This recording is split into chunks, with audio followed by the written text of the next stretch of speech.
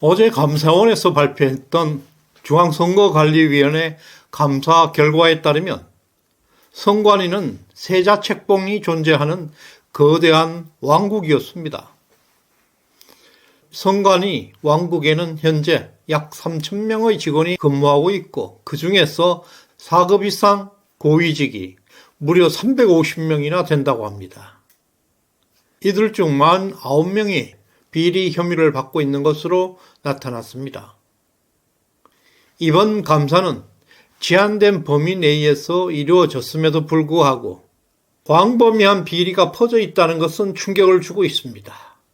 4년 전에 4.15 총선에 이어서 이번 4.10 총선에서도 이런 부패 왕국이 대한민국 지배 권력을 만들었다는 사실은 의혹을 증폭시키고 있습니다. 시청자 여러분 반갑습니다. 소중한 시간을 함께해서 대단히 감사드립니다. 구독, 좋아요, 알림 설정은 저에게 큰 힘이 되고 있습니다. 5월 1일 수요일입니다. 이번 총선에서 인천 동미추홀 을구에 출마했던 민주당 소속 남영희 후보가 선거 무효 소송을 제기했습니다. JTBC 보도를 통해서 볼 때 이 소송은 선관위와 남영희 후보 간의 내통 흔적을 발견할 수가 있습니다. 남영희 후보가 소송을 제기한 이유는 선거 부정, 선거 불복을 밝히기 위한 소송이 아니라는 점을 강조하고 있습니다. 중앙선관위가 4.10 총선에서 절차상 오류가 없었다는 것을 밝히는 것이 목적이라고 말하고 있습니다. 과거 우파 진영에서 제기했던 선거 소송과는 전혀 다른 성격이라는 것입니다. 남영희 소송은 신속하게 진행될 것으로 보입니다. 선관위에서는 이 소송의 판결을 근거로 해서 4.10 총선에서 절차상 하자도 없었고 문제점이 없었다는 것을 대대적으로 홍보함으로써 이번 총선에 대한 부정선거 의혹을 조기에 차단하기 위한 포석으로 보입니다. 그렇게 함으로써 부정선거 주장뿐만 아니라 선관위로 쏠리고 있는 검찰 수사를 원천 차단하라는 의도를 드러내고 있다고 하겠습니다. 남영희는 민주당 싱크탱크 민주연구원 부원장 출신이라는 점을 고려할 때 이번 소송이 민주당 차원에서 계획적으로 이루어지고 있다는 의심을 받고 있습니다. 중앙선관위가 1963년 창설된 이후 60년 이상 외부 감사를 한 번도 받지 않는 기관으로 유일합니다. 중앙선관위에 전화를 하게 되면 특정 지역 사투리를 사용하는 직원들이 많다는 루머가 돌고 있습니다. 이것은 민주당에게 몰표를 몰아주는 사람들이 지금 대한민국 선거를 좌지우지하고 있음을 시사하는 대목입니다. 그동안 민주당이 선관위를 일방적으로 실드 쳐주고 보호해왔다는 이유를 짐작할 수 있는 대목입니다. 이제 감사원의 감사 결과 중앙선관위는 거대한 범죄 왕국임이 드러나고 있습니다. 선관위에서 4급 이상의 고위직 공무원 비율이 12%에 달하고 있다는 것은 평균 일반 공무원 조직보다 약 10배 이상 높은 수준입니다. 이들 중에서 49명의 고위직이 비리 혐의를 받고 있습니다. 검찰의 추가 수사가 진행될 경우에는 범죄 혐의자 수는 기하급수적으로 증가하게 될 전망입니다. 중앙선관위에서 벌어지고 있는 상상을 초월하는 비리와 부패 실상에도 불구하고 민주당과 좌파 언론들은 선관위에 대해서 대대적인 개혁에 매우 소극적이라는 사실은 이들이 부정선거에 대한 거대한 커넥션을 형성하고 있다는 의혹을 더욱 증폭시키고 있습니다. 이번 중앙선관위 사태의 본질은 중앙선관위가 어떤 견제나 통제도 받지 않는 독재적 조직으로 운영되고 있다는 것입니다.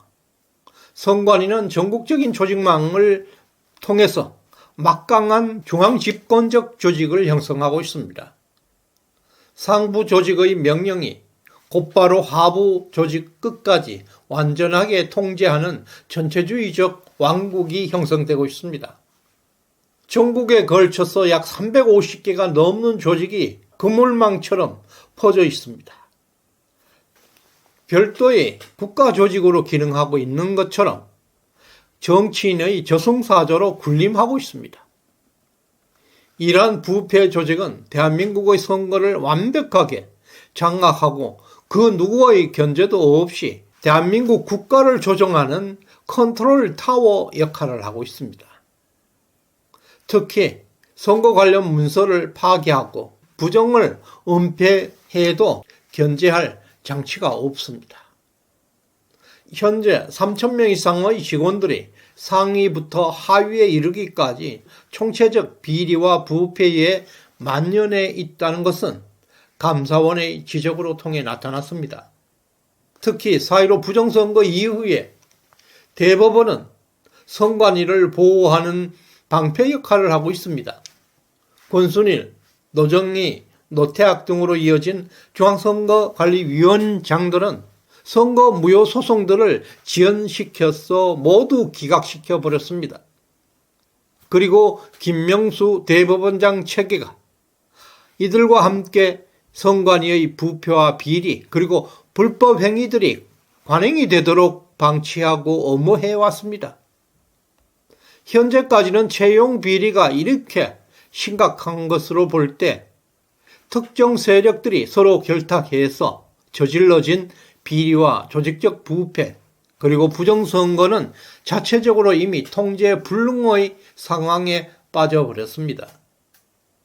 한편 이러한 지경임에도 불구하고 대통령, 법무부, 검찰, 국정원 등 국가의 최고 권력기관들이 선관위의 불법 행위에 대해서 어떤 조치도 없이 그냥 침묵하고 있다는 사실입니다. 이 국가적 비극을 과연 누가 해결할 수 있겠습니까?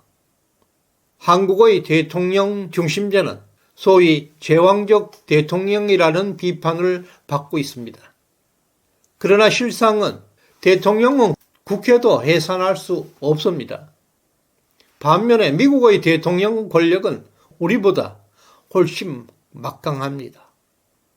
미국 대통령은 의회에 준하는 입법권과 맞먹는 행정명령권을 발동하고 있습니다.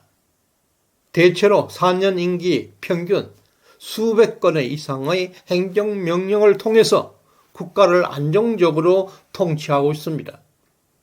만약 한국에서 일어난 선거관리위원 사건들이 미국에서 발생했다면 미국 대통령은 즉각 행정명령을 발동해서 선관위를 초토화시키면서 해체 수준 정도의 대대적인 수사를 단행했을 것입니다.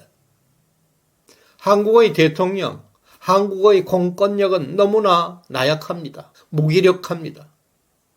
선관위 속에서는 국가 공권력이 작동하지 않는 것은 이미 선관위는 무정부 상태에 빠져 있습니다. 법치가 망가진 나라는 국가라고 볼 수도 없습니다. 예를 들어서 미국의 루즈벨트 대통령은 집권 8년 동안 무려 3,721건의 행정명령을 발동해서 국가를 정상화시켰습니다. 현재 조 바이든 미국 대통령은 취임 3년 동안 138건의 행정명령을 집행했습니다. 이러한 모습이 진정으로 통치 권력입니다. 한국에서는 1993년 김영삼 대통령이 금융실명제를 단행할 당시에 긴급 명령을 발동한 바 있습니다. 그 이후 지금까지 어떤 대통령도 한 번도 긴급 명령을 발동한 적이 없습니다.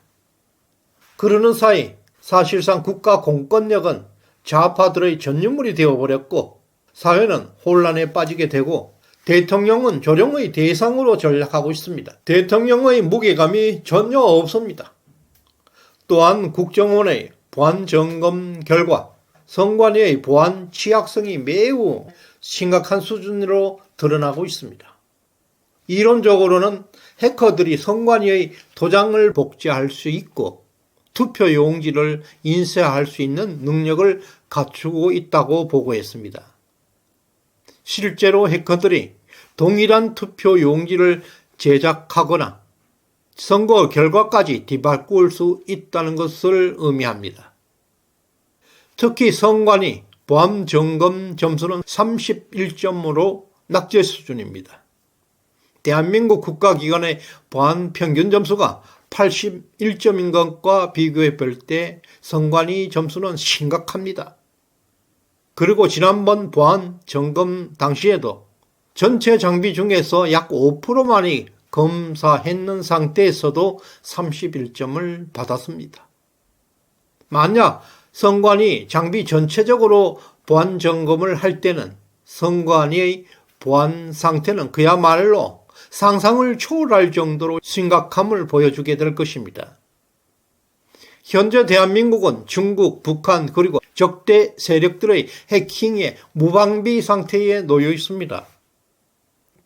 이미 2020년 총선 전후로 해서 북한으로부터 7번이나 해킹을 당했다는 국정원 보고가 있었습니다. 지금 이 순간에도 선관위에서 무슨 일이 벌어지고 있는지 전혀 알 수 없는 크레물린 왕국이 되어버렸습니다. 중앙선관위의 조직적 비리, 부패 그리고 부정선거는 자유민주주의 체제를 크게 위협하고 있습니다. 개표하는 세력에 의해서 대한민국의 지배 권력이 만들어지고 있는 형국이 계속되고 있습니다. 헌법 제76조에 따르면 대통령은 긴급 명령권을 발동할 수가 있습니다. 이 긴급 명령은 발동 즉시에 효력을 발생하는데요. 국회 승인 없이도 30일 동안 유효합니다. 긴급 명령은 기득권과 이해 당사자들의 극렬한 반발, 저항을 피하기 위해서 극비로 추진되어야 합니다. 현재 민주당이 장악하고 있는 국회 상황으로 볼 때 국회의 동의는 불가능한 것입니다. 윤석열 대통령은 긴급 명령권을 통해서 국가를 정상화시키는 것은 최후의 카드가 될 것입니다. 감사원은 선관위 고위직 27명에 대해서 검찰 수사를 의뢰하고 있는데요.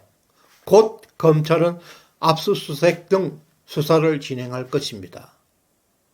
현재 상황에서 감사원의 감사와 마찬가지로 검찰 수사 범위도 채용 비리에 한정될 수밖에 없을 것입니다.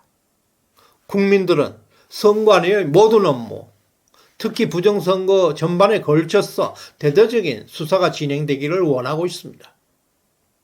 그러나 선관위는 필사적으로 감사원 감사를 거부해 왔듯이 검찰의 전반적인 수사에도 엄청난 저항을 보일 것입니다.